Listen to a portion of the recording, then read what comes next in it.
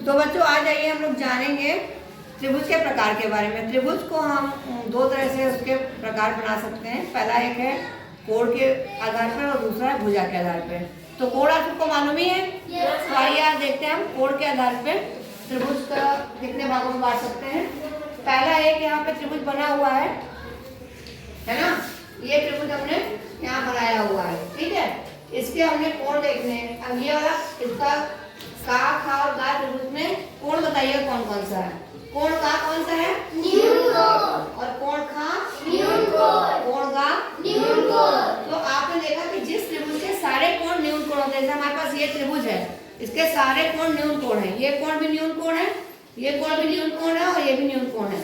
तो जब हम किसी भी त्रिभुज के तीनों कोण न्यून कोण होंगे तो उसको हम कहते हैं न्यून कोणीय त्रिभुज, ठीक है। परिभाषा यहाँ लिखी हुई है, जिस त्रिभुज के तीनों कोण न्यून कोण होते हैं उन्हें हम न्यून कोणीय त्रिभुज कहते हैं। समझ में आ गया? अब दूसरा हमारे पास है ये त्रिभुज है। इसको हम यहाँ पहले बोर्ड पे लग करके बना के देखते हैं, ठीक है। यहाँ हमने इसको बना लिया है। इसका नाम हमने रखा है ABC। तो कोण ABC में कोण A कौन सा है? समकोण है। हमको मालूम है जो 90 डिग्री कोण होता है उसको हम समकोण कहते हैं। कोण B कौन सा है? न्यून कोण। और कोण C कौन सा है? न्यून कोण। जैसे कि हम देख रहे हैं हमारे पास ये त्रिभुज है, इसमें ये 90 डिग्री का है तो ये हो गया समकोण, ये न्यून कोण है और ये न्यून कोण है। तो किसी भी त्रिभुज का अगर एक कोण समकोण होगा, है ना, तो उसको हम कहेंगे समकोण त्रिभुज। क्या कहेंगे? समकोण त्रिभुज। तो यहाँ पर परिभाषा लिखी है इसकी, जिस त्रिभुज का एक कोण समकोण हो उसे हम समकोण त्रिभुज कहते हैं। ये सबको समझ में आ गया? yes, अब एक कोण हमारे पास, एक त्रिभुज हमारे पास और है, इसको हम यहाँ रख करके बना लेते हैं पहले तो, ठीक है। हमने यहाँ पर इसको आउटलाइन खींच ली। इसका नाम है ABC। अब कोण A कौन सा है? कोण B कौन सा है? कौन सा है? अधिकोण। और कोण C कौन सा है? न्यून कोण। तो आप देख रहे हो कि दो कोण न्यून और एक कोण अधिक है। किस त्रिभुज में देखते हैं? ये हमारे पास त्रिभुज एक है, इसमें ये कोण कौन सा है? ये है न्यून कोण। ये कौन सा कोण है? न्यून कोण। और ये वाला कोण कौन सा है? अधिक कोण। तो किसी भी त्रिभुज का अगर एक कोण अधिक कोण हो, क्योंकि अगर एक कोण अधिक होगा तो ये दोनों तो न्यून होंगे ही होंगे। तो जिस त्रिभुज का एक कोण अधिक कोण हो उसे क्या कहेंगे? हम अधिक कोण त्रिभुज कहेंगे। तो आपको ये समझ में आ गया? त्रिभुज के आधार पे कोण के कितने प्रकार के होते हैं। अब आइए देखेंगे भुजा के आधार पर कोणीय त्रिभुज कितने प्रकार के होते हैं। एक हमारे पास ये त्रिभुज है, कटआउट इसका, उसको हमने यहाँ बोर्ड पर बना लिया है और इसको हम पट्टी के सहायता से नापेंगे। एक हमारे पास ये डोरी है, उसकी सहायता से भी नाप सकते हैं। अगर हमें पट्टी नहीं यूज करनी हो तो हम क्या करेंगे, हम एक भुजा को नापेंगे और इसी से हम सारी भुजाओं को नापेंगे। देखिए वो, और ये तीसरी, ठीक है। अब हम क्या करते हैं, पट्टी से भी नाप के देखते हैं इसको। पट्टी में हमने ये XY नापेंगे, तो ये हमने रखा यहाँ 0 रखा और ये हमारा आ रहा है 13 सेंटीमीटर, तो यहाँ 13 सेंटीमीटर लिखा हुआ है। फिर YZ नापेंगे, ये भी हमारी 13 सेंटीमीटर आ रही है। और X और Z है वो नाप कर देखते हैं कितना आ रही है, ये भी 13 ही आ रही है। तो हमने देखा ये भुजा भी 13 है, ये भुजा भी 13 और ये भुजा भी 13 है, ठीक है। तो इस त्रिभुज की सारी भुजाएं समान हैं, तो इसको हम कहेंगे समबाहु त्रिभुज, है ना। तो समबाहु का अगर हम संधि विच्छेद करेंगे तो ये होता है सम और बाहु, ये मिला के बनता है समबाहु। और इसकी परिभाषा जान लेते हैं, जिस त्रिभुज की तीनों भुजाओं की लंबाई बराबर होती है उस त्रिभुज को हम समबाहु त्रिभुज कहते हैं, ठीक है।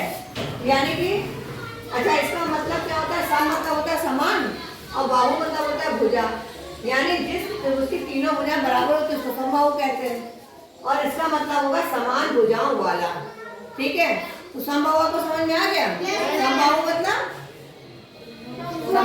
क्या हुआ? समान भुजाओं वाला, ठीक है।